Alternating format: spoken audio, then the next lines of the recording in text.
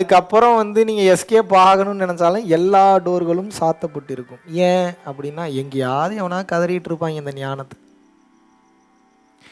எவனாவது எங்கேயாவது உட்காந்து கதறி சொல்லி கொடுக்குறதுக்கு போராடிட்டு இருப்பான். அவனையும் நீங்கள் கண்டுக்கல அப்படின்னா, இவ்வளோ தெளிவாக இருக்கும் போதே கண்டுக்கலன்னா, புரட்சின்றது வந்தால் தான் நீங்கள்லாம் கண்டுப்பீங்கன்னு நினைக்கிறேன். சாப்பாட்டுக்கு வழி இல்லாமல், தண்ணிக்கு வழி இல்லாமல், பாத்ரூம் போய் திறந்தோடனே 2-3 நாள் தண்ணி இல்லாமல் நீங்கள் கிடக்கணும். அப்போ தான் உங்களுக்கு புத்தி வரும். எங்கடா தண்ணி வரலாம், அப்போ தானே கோவம் வரும் உங்களுக்கு. உங்களுக்கு தண்ணி கரெக்டாக வருது, சாப்பாடு கரெக்டாக வருது, சம்பளம் கரெக்டாக வருது, எல்லாம் கரெக்டாக வந்து வேலைக்கு ஊர் வேற சுத்த கிளம்பிடுறீங்க. அப்போ எங்கே உங்கள் வாழ்க்கைக்கு உண்மையான தேவையை நீங்கள் பார்ப்பீங்க? ஒரு மிகப்பெரிய தத்துவ விளக்கம் என்ன சொல்லுது அப்படின்னா, கேட்குதா நான் பேசுகிறது? கடைசியில் கேட்குதா? ஓகே.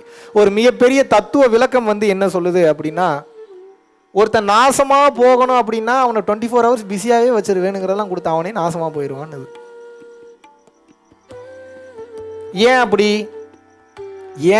அப்படின்னா வேற எப்படியும் கிடையாது. உங்கள் மைண்டு என்ன கருமத்தை வேணாலும் திங்க் பண்ணும். எனக்கு ஒரு பல லட்சம் ஆப்ஷன் இருக்குது. எனக்கு எத்தனை ஆப்ஷன் இருக்குது?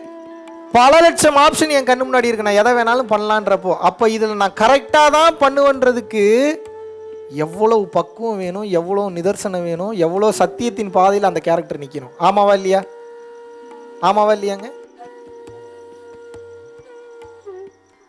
அப்போ உண்மையான உங்களோட ஆன்மீகம் எதிலிருந்து தொடங்கும் என்றால், ஏகப்பட்ட கெட்டது இருந்தாலும் இருக்கிறது ஒரே ஒரு நல்ல. இந்த அயன்மேன் படத்தில் அவெஞ்சர்ஸ் காட்டுவான்ல, ஒரே ஒரு வழி தாண்டா இருக்குது, இதில் தாண்டா தப்பிக்க முடியலன்னா நீ செத்துருவாமான்ல. அந்த மாதிரி இந்த ஒவ்வொரு கணமும் நான் இந்த ஒரே ஒரு பாதை அப்படின்னு நிற்கும்.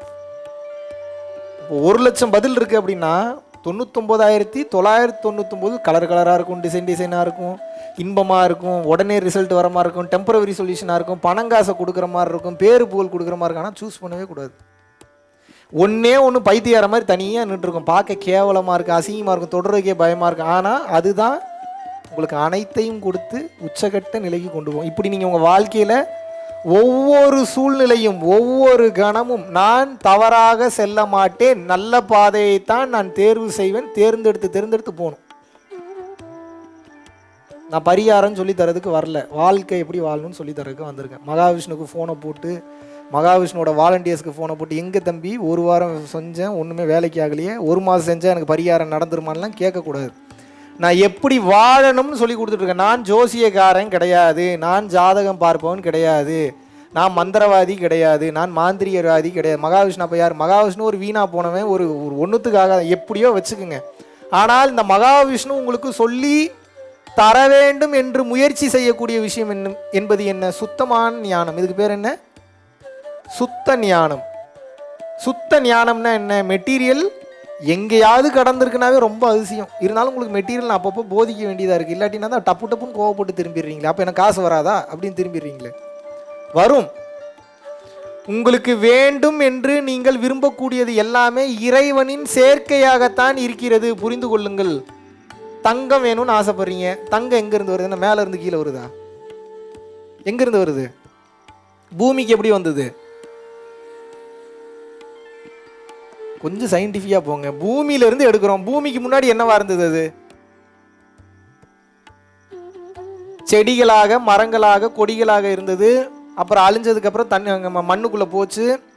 பல்லாயிரம் வருடங்கள் உள்ளுக்குள்ளேயே வச்சுருந்தாங்க. பெட்ரோலியம் கழிவுகளாக மாறுது. ஏகப்பட்ட கழிவுகள் இருந்தால் இப்போ பிரித்து எல்லாத்தையும் கொண்டு வராங்க. பெட்ரோலு, டீசலு எல்லாமே கொண்டு வராங்க. இதில் பல மரங்கள், பல தாது பொருட்கள் மண்ணோடு மண்ணாக கலந்துருந்தது தான் தங்கம். ஆமாவா இல்லையா? தங்கத்துக்கு ஏன் அவ்வளோ வேல்யூ? ஏன்னா அதிகமாக கிடைக்கிறது இல்லை. எப்பவுமே கிடைக்காத பொருளுக்கு தான். சரி, தங்கத்தை வெட்டி எடுத்துடலாம், ஞானத்தை எங்கேருந்து வெட்டி எடுப்பீங்க?